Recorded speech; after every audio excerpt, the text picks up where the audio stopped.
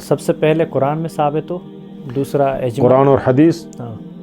بلکہ بعض علماء کہتے ہیں قرآن اور حدیث ایک ہی ہے، 3 مصادر ہیں، قرآن و حدیث، اجماع اور قیاس. بعض قیاس کسے کہتے ہیں؟ قیاس یہ ہے کہ مثلا کسی چیز کو میں اصل حکم پر قیاس کرتا ہوں. مثال کے طور پر شراب کا جو حکم ہے، خمر سمجھے نا، وہ اس کا حرمت جو ہے قرآن میں ثابت ہے. اب کوئی ایسی چیز جس کی نام حرمت قرآن و حدیث میں اس کا نام نہیں ہے، لیکن وہی علت، نشاور، جو علت جو ہے اسی میں ہے، جس کو سبب اس کو حرام کیا گیا ہے، وہ علت کسی اور چیز میں پایا گیا تو اس کو میں اسی پر قیاس کرتا ہوں. مثلا شراب کیوں حرام ہے؟ کہ وہ جو ہے عقل کو بگاڑتا ہے، انسان اپنے ہوش حواس کو بیڑتا ہے.